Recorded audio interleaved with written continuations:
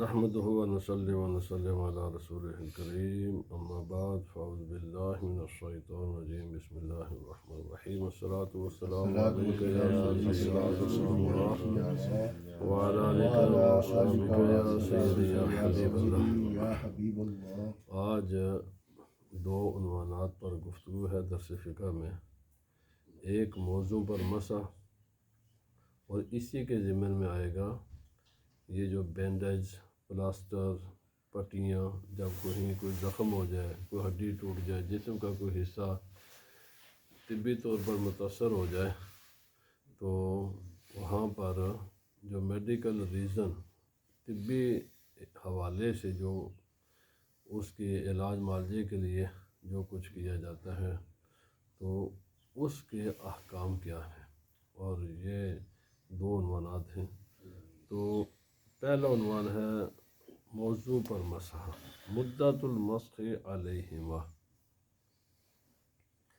موضوع پر مسح: یمسح المقیم یوما ولیلۃ والمسافر ثلاثۃ ایام وبلیالیہا.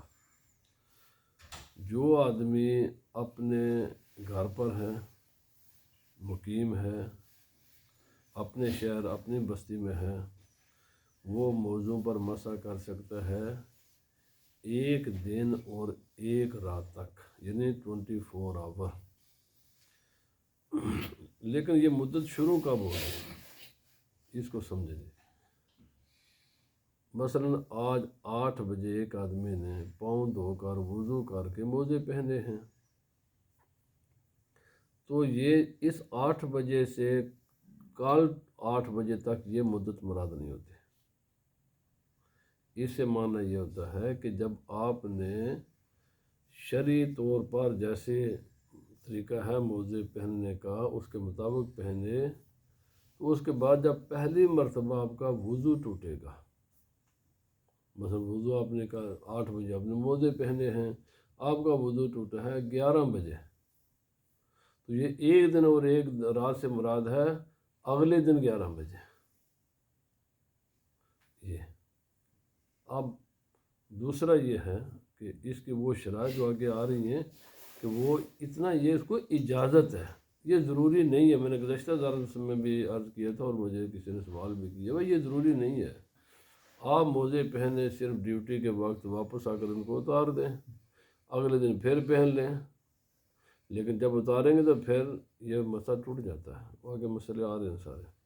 اسی طرح مسافر ہے، اس سے 3 دن اور 3 راتوں کا بھی مراد وہ ہے کہ وہ پہلی مرتبہ جب اس کا وضو ٹوٹا وہاں سے لے کر آگے پھر 72 آور 72 گھنٹے مراد ہیں. وضو کرنے اور موزہ پہننے کا وقت مراد نہیں ہوتا، پہلی مرتبہ وضو ٹوٹنے کا وقت مراد ہوتا ہے. دوسرا کہ اگر کسی آدمی نے موزہ پہن لیا وضو کر کے، وہ مقیم تھا لیکن اب اس کا سفر شروع ہو گیا ہے، ابھی اس کے 24 آور پورے نہیں ہوئے کہ اس کا سفر شروع ہو گیا ہے، تو اب اس کی جو مدت ہے وہ بھی ایکسٹینڈ ہو جائے گی. وہ 24 آور کے بجائے 72 آور ہو جائیں گے. اور اسی طرح اگر کوئی مسافر تھا اور اب وہ گھر پہنچایا ہے اس سے پہلے مقیم ہو گیا ہے، یا وہاں ہی اس نے نیت کر لی ہے، جیسے وہ شرعی طریقے ہیں مقیم بننے کے، اگر تو اسے 24 آور ابھی مکمل نہیں ہوئے، مسافر جب مقیم بنے گا اگر 24 آور مکمل نہیں ہوئے تو وہ جتنے باقی وقت وہ رہتا ہے وہ پورا کر سکتا ہے. اب وہ 72 آور 24 آور بن جائیں گے. لیکن اگر اس کا وقت 24 آور ہو چکا تھا، اجازت اس کو کتنی تھی؟ 72 آور کی.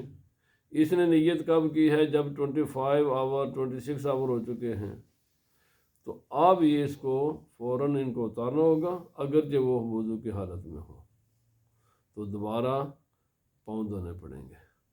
اس کو یہ ہے کہ دوبارہ پورا وضو کرنے کی ضرورت نہیں ہے، لیکن پاؤں اس کو بہرحال دھونے پڑیں گے، اور پاؤں اگر نہیں دھوئے گا تو وہ نماز نہیں پڑھ سکتا. اگر درمیان وہ جو وقت ہے نماز کے درمیان بھی اگر آ گیا، چاہے 72 آور ہو، 24 آور ہیں، یا مقیم مسافر ہو گیا، مسافر مقیم ہو گیا، تو اگر درمیان میں بھی ہے تو اس کی نماز ٹوٹ جائے گی۔ تو یہ مسئلہ ہے مدت کا۔ میں نے اتارنے کا مسئلہ بیان کر دیا۔ یہ ضروری نہیں ہے کہ آپ نے پورے 24 آور پہن کر ہی رکھنے ہیں۔ رکھو گے تو پھر یہ مسح کر سکو گے، نہیں رکھو گے تو کوئی بات نہیں، آپ اتار دیں، کسی وقت بھی اتار سکتے ہیں، لیکن جب بھی اتاریں گے دوبارہ آپ اس کو پہن نہیں سکتے بغیر وضو کے۔ آپ کو جب بھی پہننے پڑیں گے وضو کر کے پہننے یا پاؤں دھو کر پہن لیں، لیکن وضو ٹوٹنے سے پہلے وضو کرنا ہوگا۔ مثلا ابھی میں نے صرف پاؤں دھو کر پہن لیے ہیں، گھنٹے تک میرا وضو نہیں ٹوٹا تو میں نے وضو کر لیا، تو اب یہ جاری رہے گا مسئلہ۔ لیکن اگر وضو میرا ٹوٹ گیا ہے، کوئی ایسا عمل جس سے وضو ٹوٹتا ہے، تو اب یہ اگرچہ میں نے پاؤں دھو کر موزے پہنے تھے، اب ان کو دوبارہ اتارنا پڑے گا۔ کتنی مدت، کتنی اس کی جناب فرض ہے؟ تو یہ جو چھوٹی 3 انگلیاں ہیں نا، ان کے برابر موضوع پر مسح کرنا، اور اس کے اوپر والے حصے میں حضرت علی رضی اللہ تعالیٰ عنہ نے فرمایا اگر دین ہوتا نا سارے کا سارا عقل پر اس کی بنیاد، تو پھر موضوع کے اوپر مسح کا حکم نہ ہوتا، موضوع کے نیچے مسح۔ فرمایا دین سارے کا سارا عقل پر نہیں ہے۔ یس، اس کا بہت بڑا حصہ عقل پر مبنی ہے، لیکن سارا نہیں ہے۔ اس کے کچھ ایسے بھی حصے موجود ہیں جو انسان کی عقل کے خلاف ہیں۔ انہی میں سے آپ نے پھر مثال دیا، آپ نے فرمایا انسان کی عقل کہتی ہے کہ جو جوتی، موزے، ان کے نیچے والے حصے میں نجاست لگنے کا امکان زیادہ ہے بنسبت اوپر کے، اور مسح کا حکم کی طرح اوپر والے حصے میں ہے، نیچے والے حصے میں، تو اس کا پتہ چلا کہ دین کے سارے احکام وہ عقل پر مبنی نہیں ہے۔ کچھ ایسے احکام ہیں کہ جو انسان کی عقل ان کو سمجھنے سے قاصر ہے۔ اور اگلے حصے پر کیا جائے گا، مثلا 3 انگلیاں تو یہ پیچھے ایڑی پر بھی بن سکتی ہیں۔ اگر کوئی آدمی 3 انگلیوں کے مساوی برابر ایڑی کے طرف سے مسح کرے گا تو مسح نہیں ہوگا، آگے والے حصے پر کرنا ہے مسح، پیچھے والے تو کم از کم 3 چھوٹی انگلیوں کے برابر مسح کرنا۔ مثلا ایک آدمی اس طرح 3 انگلیاں موزے پر رکھ دیتا ہے، ہلاتا بھی نہیں ہے، اس کا مسح ہو جائے گا، کیونکہ کم از کم فرض اتنا ہی ہے۔ ہاں، اس کو باقی تو چیزیں سنتوں میں آ رہی ہیں آگے۔ اور اس کی سنتیں کیا ہیں مسح کرنے کے طریقہ؟ کہ انگلیوں کو ایسے کھلا رکھا جائے، اور یہ کم از کم انگلی کا زیادہ حصہ، مثلا یہ ایسے نہیں کرنا، ایسے کرنا، کم از کم زیادہ حصہ انگلی کا اس کو ٹچ کرے، موزے کو اس طرح سے کر دے اور انگلیاں کھلی رکھے۔ اب وہ مسائل ہیں کہ جن سے مسح ٹوٹ جاتا ہے۔ 4 چیزیں مسح کو توڑ دیتی ہیں، وہ تمام چیزیں جن سے وضو ٹوٹتا ہے ان تمام چیزوں سے مسح بھی ٹوٹ جاتا ہے۔ جتنی چیزیں وضو کو توڑ دیتی ہیں نا، وہ ساری چیزیں مسح کو بھی توڑ دیتی ہیں۔ لیکن کچھ ایکسٹرا ہیں، ان میں سے ہے کہ کسی ایک پاؤں کا موزہ وہ اس یعنی جو پنڈلی کی طرف سے ادھر وہ اتر جائے، اور وہ پاؤں کا زیادہ حصہ موزے سے باہر آ جائے، تھوڑا حصہ موزے میں رہ جائے، تو مسح ٹوٹ جائے گا۔ اور یہاں پر ایک اور مسئلہ جو ابھی میرے ذہن میں آیا، ہمیں ذرا وہ بھی وضاحت کر دوں جو بڑی ضروری ہے۔ اگر یہ جو مسح ہے نا، یہ اس حصے پر کرنا ضروری ہوتا ہے جس کے نیچے پاؤں ہے۔ مثلا اگر کوئی موزے کا آگے والا لمبا سا حصہ ہے، کئی مرتبہ جوتیاں ہوتی ہیں ایسی بنی ہوئی کہ وہاں انسان کا جسم نہیں ہوتا، وہ تھوڑا سا ڈیزائن آگے بڑا ہوتا ہے، اس کے اندر تو کوئی چیز نہیں ہوتی۔ اگر موزہ بھی اتنا لمبا ہو آگے سے، اس پر اگر کوئی آدمی مسح کرے تو وہ ایسے مسح نہیں ہوتا۔ مسح اس حصے پر کرنا ضروری ہے جس کے نیچے انسان کا پاؤں ہے۔ تو وہ اگر وہ ایسا وہ ضروری ہے 3 انگلیاں اس حصے پر لگنا ضروری ہوتی ہیں کہ جس کے نیچے پاؤں ہے. باقی اس کے ساتھ متعلقہ اور بھی مسائل ہیں. جو موزہ ہے وہ اتار دے یا اتر جائے، لیکن یہ اترے کس طرف سے؟ ٹانگ کی طرف سے اتر. اگر ادھر سے اترے گا پھر تو پھٹے گا، اور اگر پھٹے گا تو 3 انگلیوں کے برابر پھٹ جائے گا تو وہ تو ویسے ہی مسا ٹوٹ جاتا ہے. اس طرف سے اترے، زیادہ پاؤں کا حصہ باہر آ جائے، تھوڑا حصہ رہ جائے موزے کے اندر، تو پھر مسا ٹوٹے گا. اب اس کو دوبارہ دونوں پاؤں دھونے پڑیں گے. جس پاؤں کا موزہ نہیں بھی اترانا اس کو بھی اتارنا پڑے گا، کیونکہ اس کو تو دھونا ہے. اور یہ مسئلہ اصول یاد رکھ لیں کہ 2 چیزیں جمع نہیں ہو سکتی. اگر دھوئیں گے تو پھر مسا نہیں کر سکتے، مسا کریں گے تو پھر دھو نہیں سکتے. تو چونکہ آپ ایک تو دھونا ضروری ہو گیا اور دوسرے کو تو پھر مسا آپ نے، تو یہ جمع دونوں کو اتارنا پڑتا ہے. جب ایک، اسی طرح یہاں ضمن میں گزشتہ درس میں ایک تھوڑی سی وضاحت ضروری تھی. میں نے کہا تھا کہ اگر موزے کو پھٹ جائے اور وہ 3 انگلیوں کے برابر پھٹے، لیکن اگر 3 انگلیوں کے برابر نہیں پھٹا ہوا تو تھوڑا مختلف حصوں سے پھٹا ہوا ہے، تو اس دونوں کو جمع کریں وہ 3 انگلیوں کے برابر ہو جائیں. تو گزشتہ درس میں نے کہا تھا اس طرح مسا ٹوٹ جاتا ہے. نہیں ٹوٹتا، یہ مجھے غلط فہمی ہوئی تھی. مسا ایک موزہ 3 انگلیوں کے برابر پھٹے اور وہ اس کا پھٹنا چلتے وقت ظاہر ہو. اگر پھٹا ہے بیٹھے میں ظاہر نہیں ہوتا، چلتے وقت وہ ظاہر نہیں ہوتا 3 انگلیوں کے برابر، تو پھر بھی مسا نہیں ٹوٹتا. دونوں میں پھٹ ہے، لیکن ایک کو اگر دیکھیں تو کسی ایک کی بھی 3 انگلیوں کے برابر نہیں بنتا. اگر جو ان دونوں کو جمع کر دیں تو پھر بھی مسا برقرار رہتا ہے. ہر ایک کا 3 انگلیوں کے برابر یا کسی ایک کا 3 انگلیوں کے برابر پھٹنا، پھر وہ مسا آپ ایسے موضوع پر نہیں کر سکتے. اصابت الماء اکثر احد القدمین فی الخف علی الصحیح، کسی بھی وجہ سے پانی داخل ہو جائے موزے کے اندر اور وہ موزے کے اندر پانی پاؤں کے اکثر حصے تک پہنچ جائے کسی ایک میں، تو مسا ٹوٹ جائے گا. کیوں؟ اصول یہ ہے کہ پانی اور مسا دونوں جمع نہیں ہو سکتے.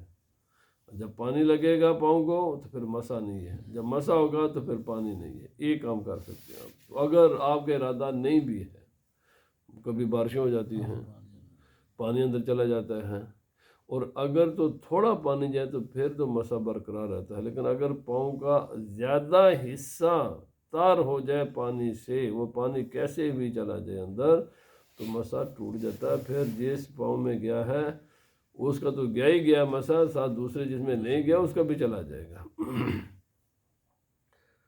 چوتھا چیز ہے جب مسح کی مدت پوری ہو جائے تو اس سے مسا چلا جاتا ہے. لیکن یہ ایک استثناء ہے اور یہ اچھی طرح سمجھ لیں. استثناء یہ ہے کہ سردی ہے شدید قسم کی. کئی ایسے دنیا کے ممالک ہیں، ہمارے سائنسدان نے کئی ایسے ٹھنڈی شدید جگہوں پر جا کر ریسرچ کرتے ہیں. ہمارے فوجی افیسر ہیں، مختلف لوگ ہیں، انتہائی ٹھنڈے علاقوں میں ان کی ڈیوٹی لگتی ہیں. تو ایسی جگہوں پر کہ جہاں پر انسانی صحت کو خطرہ لاحق ہو جائے کہ اگر وہ موزہ اتارے گا، پاؤں باہر نکال کر دھوئے گا تو اس کی صحت متاثر ہوگی. اگر جو اس کی مدت مسا پوری بھی ہو جائے تو پھر بھی اس کو نہ اتار کر اسی حالت کو برقرار رکھتے ہوئے مسا کرنے کی اجازت ہے. جیسے سیاچن گلیشیئر پر ہمارے فوجی افیسر، بے شمار دنیا کے خطے ہیں جو انتہائی ٹھنڈے علاقے ہیں، تو ایسے علاقوں میں جہاں اگر وہ موزہ ہوتا ہے، ان کی مدت تو پوری ہو گئی ہے، 72 آور ہو یا 24 آور ہو، لیکن اب وہ باہر نکالیں گے پاؤں تو ان کے تو پھر صحت متاثر ہو جائے گی. تو ایسے لوگوں کے لیے پھر یہ مدت نہیں ہوتی پھر ان کے لیے یہ کنٹینیو رہتا ہے کہ وہ مسح کرتے جائیں اور نمازیں پڑھیں، قرآن پاک پڑھیں، باقی عبادت کرتے رہیں۔ جب ان کے حالات ان کی صحت متاثر کیے بغیر وہ یعنی وضو کر سکیں تو اتنی دیر تک وہ مسح کر سکتے ہیں۔ اور بعد ثلاثۃ الاخیرۃ غسل رجلہ فقط، اگر مدت پوری ہو گئی ہے، آپ حالت وضو میں ہیں، مدت پوری ہو گئی ہے، آپ نے وضو کیا ہوا ہے، تو اب آپ کو پورا وضو دوبارہ کرنا پڑے گا یا صرف پاؤں دھونے پڑیں گے؟ تو جواب یہ ہے جی صرف پاؤں دھونے پڑیں گے، آپ کو دوبارہ پورا وضو کرنے کی ضرورت نہیں ہے۔ اب ایک مسئلہ کہ مسح صرف موضوع پر اس کی اجازت ہے، اور یہ خلاف قیاس ہے۔ یہ اللہ سبحانہ و تعالیٰ رسول اللہ صلی اللہ علیہ وسلم نے اس امت کو سہولت دی ہے، اس سہولت کو کسی دوسرے جگہ پر استعمال نہیں کیا جا سکتا۔ مثلا سر پر امامہ باندھا ہوا ہے، آپ اس کے اوپر ہی مسح کر لیں، ٹوپی ہے ٹوپی کے اوپر ہی مسح کر لیں، برقع ہے خواتین پہنتی ہیں اس کے اوپر پہن لیں، گلاوز ہیں ان کے اوپر مسح کریں، تو اس قسم کے تمام چیزوں پر مسح جائز نہیں ہے۔ کیوں کہ یہ صرف خوف کے ساتھ، ان کنڈیشن کے ساتھ جو میں نے پہلے بیان کی، اس کی اجازت ہے، اور یہ خلاف قیاس ہے۔ یہ چونکہ اللہ رسول کا حکم آ گیا، قرآن پاک میں تو مسح کا ذکر نہیں ہے موضوع پر، یہ تو رسول اللہ صلی اللہ علیہ وسلم کی، تو وہ تو ایک ہی بات ہوتی ہے۔ تو اس لیے جہاں جتنی اجازت ہے اتنی اجازت اس کو لیا جائے گا، اس کو یعنی چونکہ ایک جگہ اجازت ہے لہذا ہر جگہ اس کی اجازت ہو جائے گی، تو آپ وہ تمام یہ اصول ہے، وہ تمام شرعی احکام جو خلاف قیاس نص سے ثابت ہوں، وہ ہمیشہ اتنے ہی محدود رکھے جاتے ہیں جتنی نص ہوتی ہے، اس سے زیادہ ان کو پھیلایا نہیں جا سکتا۔ ہاں وہ تمام شرعی احکام جو قیاس کے مطابق ہوتے ہیں، عقل کے مطابق ہوتے ہیں، وہ اس کو جتنا مرضی آپ پھیلا دیں، جہاں جہاں بھی وہ ریزن، وہ علت، وہ سبب پایا جائے گا، وہاں پر اگرچہ وہ قرآن پاک میں نہ بھی ذکر ہو، نبی پاک صلی اللہ علیہ وسلم ان چیزوں کا نہ بھی ذکر کیا ہو، تو پھر وہاں بھی وہی احکام جاری ہو جاتے ہیں۔ کیوں؟ اور کوئی ایسی نص نہیں ہوتی جو عقل کے مطابق ہو اور اس میں وہ ریزن نہ بتائے۔ اللہ سبحانہ و تعالیٰ رسول اللہ صلی اللہ علیہ وسلم وہاں اس کی علت بیان فرما دیتے ہیں، یا بیان نہیں ہوتی، عقل و شعور والے خود ہی دریافت کر لیتے ہیں کہ اللہ تعالیٰ نے اگر یہ ہمیں اجازت دی ہے تو اس کا سبب کیا ہے، اس کا علت، اس کی ریزن کیا ہے، اور وہ ریزن جہاں بھی پایا جائے گا وہاں وہ اللہ کا حکم بھی آ جائے گا۔ تو اس لیے یہ ایک چونکہ اصول فقہ کا مسئلہ ہے، وہ تمام نصوص جو خلاف عقل ہوتی ہیں وہ محدود رہتی ہیں اتنی ہی حد تک جتنا بس وہ اس کی اجازت ہوتی ہے، لیکن وہ تمام نصوص قرآن و سنت کے وہ الفاظ جن میں علت موجود ہوتی ہے، ریزننگ موجود ہوتی ہے، بتایا جاتا ہے، اس وجہ سے ہم بندوں کو اللہ پاک نے سہولتیں دی ہیں، وہ ریزن جہاں جہاں بھی پایا جائے گا وہاں تک وہ اللہ رسول کے حکام جاری ہو جاتے ہیں۔ بہرحال اب ہے پلاسٹر، پٹیاں، بینڈیج اور اس قسم کی چیزوں پر، یہ تو ظاہر بات ہے، یہ تو ایک مسئلہ پاؤں کا مسئلہ پروگرام کے تحت، پر یہ جو انسان کے ساتھ صحت کے مسائل بن جاتے ہیں، پھوڑے پھنسیاں نکل آتی ہیں، یا ہمیں پوچھ کر تو نہیں آتی، اچانک ایکسیڈنٹ ہو جاتے ہیں، لوگوں کی ہڈیاں ٹوٹ جاتی ہیں، بازو ٹوٹ جاتے ہیں، بہت سارے مسائل صحت کے انسان کو، اور وہ کسی پروگرام کے تحت نہیں ہوتے وہاں پر، تو ان کے چونکہ پھر مسائل اللہ کے، تو یہ جتنے آپ نے پیچھے پڑی ہیں ان میں کے مسائل میں اب عرض کرنے لگا ہوں۔ جب آدمی حجامہ کرائے یا آپریشن ہو کسی بھی قسم کا، یا ہڈیاں ٹوٹ جائیں، ٹھیک ہے، اس کے اوپر ڈاکٹر حضرات، طبیب حضرات یا کوئی بھی ہو، اس پر جو ہم ضروری نہیں کہ ہمیشہ ہی जो ना ऑपरेशन थिएटर में हो, कभी कभी कट लगते हैं, हम खुद ही प्लास्टर पर लगा देते हैं। तो इससे मुराद ये है कि जब भी उस पर कोई पट्टी वगैरह लग जाए खून बंद करने के लिए ज़ख़म को, या फोड़े फिनिशिंग का, अगर इस पर पानी लगेगा, डॉक्टर कहते हैं कि जनाब अगर आपने पानी लगाया तो इसका आपके लिए वो मुफीद नहीं होगा, आपकी सेहत के लिए ख़तरनाक होगा। कोई भी ऐसा मसला जो माहिर डॉक्टर जो कहें कि इसको आपने इस तरह रखना है, या वैसे जो नॉर्मल चीज़ें हैं इंसानी तजर्बात के साथ है, अगर तो ऐसी कोई ऐसी जिस्म का हिस्सा हो, खुसूसन जो वुज़ू में धोने वाले आज़ा हैं वो हों, या गुस्ल में तो चूँकि पूरा जिस्म होता है, उन किसी भी हिस्से पर कोई भी मसला हो, मेडिकल मसला हो, तिब्बी मसला हो, तो पहली हालत यह है कि आया उस पर पानी लगाए बगैर उस पर बराह रास्त मसा हो सकता है या नहीं हो सकता। अगर तो कोई हर्ज नहीं है मसा करने में तो फिर तो उस पर मसा किया जाएगा। लेकिन अगर मसा करने से दर्द होता है, तकलीफ़ होती है, या बार बार उसको खोलने से वो मुतासर हो गया, आपकी सेहत के मसाइल पैदा होते हैं, तो फिर जो कुछ उसके ऊपर बांधा गया है उसके ऊपर मसा किया जाएगा। सुन ले, अगर उसको रिमूव किए बगैर आपकी सेहत मुतासर नहीं होती, आपको कोई दर्द वगैरह इतना शदीद नहीं होता, तो फिर तो वाजिब होगा कि आप उसके ऊपर मसा करें, पानी ना लगाएं, बराह रास्त उस जगह पर मसा करें। क्योंकि बुरूद हो जाते हैं, बुरूद के ऊपर मसा करना तो कोई इतना बड़ा मसला नहीं होता, पट्टी तो बांधनी पड़ती है, लेकिन बुरूद हड्डी तो अंदर टूटी है, बाहर के हिस्सा तो मुतासर नहीं हुआ। तो अगर जब तक कोई मसला सेहत का ना बने तो फिर मसा किया जाएगा बराह रास्त उस जगह पर।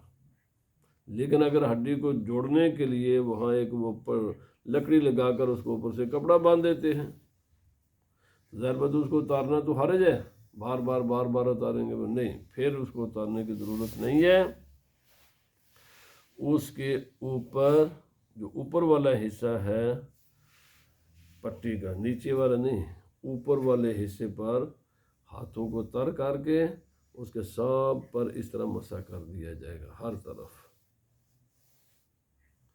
अब कभी ऐसा भी होता है कि इतना हिस्सा मेरा या 2 उंगलियां मुतासर हैं, ये बाकी उंगलियां तो मुतासर नहीं है, यहाँ मुझे जख्म है, ना इधर है ना इधर है, ऐसा भी होता है। तो अगर ऐसी सूरत होगी तो जितने हिस्सा मुतासर है उस पर मसा किया जाएगा, जितने हिस्सा मुतासर नहीं है और उस पर पानी बहाने से कोई फ़र्क नहीं पड़ता उसको धोया जाएगा। ये उसका मसला है। और अब ये जो इसको कितनी देर आप मसा कर सकते हैं, जैसे वुज़ू में तो मैंने आज कर दिया 24 आवर है, और उसकी शर्त भी है कि वुज़ू करके पहना हो या कम अज़ कम पाँव धोकर पहने हों। भाई इसकी कोई शर्त नहीं है, क्योंकि मुसीबतें प्रोग्राम के तहत नहीं आती। अगर जो आदमी उस पर गुस्ल भी फ़र्ज होगा ना तो फिर भी उसको मसे की इजाज़त है, मसा ही करेगा वो, अगर उसकी सेहत का मसला होगा, चाहे वुज़ू हो उसने करके है नहीं है जो भी है। दूसरा, इसकी कोई मुद्दत नहीं है, जितने भी हेल्थ से वाबस्ता मसाइल हैं इनके साथ इन पर कोई कंडीशन भी नहीं है और इनकी कोई मुद्दत भी नहीं है।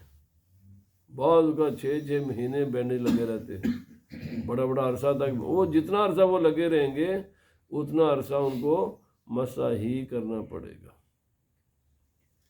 लेकिन इसी तरह एक पाँव या एक हाथ या किसी, वहाँ तो एक उतरने से ना दोनों पर मसा था, यहाँ पर ऐसा नहीं है। अगर एक पाँव पर पट्टी बंधी है तो उस एक पाँव पर तो मसा होगा, दूसरे को धोना पड़ेगा। मौजू में मसा और धोना इकट्ठा नहीं कर सकते, या दोनों पाँव का मसा होगा या दोनों पाँव को धोना पड़ेगा। ये नहीं कि एक पाँव का मसा और दूसरे पाँव को धोएं। मौजू पर मसे में ये नहीं कर सकते, आप इकट्ठा नहीं कर। लेकिन इसमें आप जमा नहीं कर सकते कि एक पाँव को मैंने मसा किया तो चलो आप दूसरे का भी कर ले, ये नहीं कर सकते। जितना हिस्सा मुतासर है, जितने हिस्से पर पट्टी या प्लास्टर है, उतने हिस्से पर उसको प्रकार होगा जनाब मसहा। जो सलामत है, सही है, सेहतमंद है, वहाँ पर होगा धोया जाएगा। इसकी मुद्दत भी नहीं है और इसके बांधने की कोई कंडीशन भी नहीं है। अब वहाँ पर मोजा उतरने से टूट जाता है मसा। आया प्लास्टर, पट्टी, बैंडेज, इन चीज़ों को उतारने से मसा टूट जाता है? नहीं टूटता। रोज़ाना नर्सें हॉस्पिटल में पट्टियाँ चेंज होती है ना। तो अगर एक पट्टी पर आपने मसा वुज़ू के दौरान आपने मसा कर लिया था, अब वो तो रिमूव कर दी है और दूसरी पट्टी उस पर आप उन्होंने बांध दी है। आया दूसरी मट्टी पर आपको अलग मसा करना पड़ेगा? तो जनाब नहीं करना पड़ेगा। जो पहली पट्टी का मसा था वही मुंतकिल हो जाएगा इस दूसरे पट्टी की तरफ। अब है वो कभी कभी खुल जाते हैं, हमारी मर्जी के बगैर ही नहीं गिर जाते हैं। और आया चूँकि नीचे अब जिस्म का ऐसा नंगा हो गया है तो वो उसी को उठाकर पहन लेता, तो मसे की ज़रूरत है दोबारा? तो नहीं ज़रूरत। इसके अलग मोज़ा अलग होगा, आपका मसा टूट जाएगा। पट्टी अगर जिस्म से अलग होती है तो आपका मसा नहीं टूटता, वो बरकरार रहता है। बल्कि तब्दील भी कर दें, उसकी जगह बिल्कुल एक दूसरा मटीरियल उसी तरह का, मसलन काटन है, जो भी है, कोई भी अगर चेंज भी कर दे तो इससे कोई फ़र्क नहीं पड़ता। वो जो आपने मसा किया हुआ है, जब तक आपका वुज़ू नहीं टूटेगा ये मसा नहीं टूटेगा।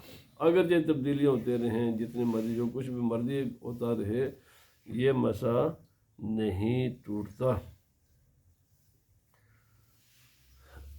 इसी तरह कभी कभी इतना सेंसिटिव हो जिस्म का हिस्सा, जैसे आँख है, इंसान हाथ लगाया वहाँ पर, चूँकि उसका कुछ ना कुछ नीचे जाता है ना तो इंसान चीखें निकल जाती हैं। अब मुझे याद है मेरी नानी का ऑपरेशन हुआ था तो एक बार, वो बड़ा सेंसिटिव चीज़ है।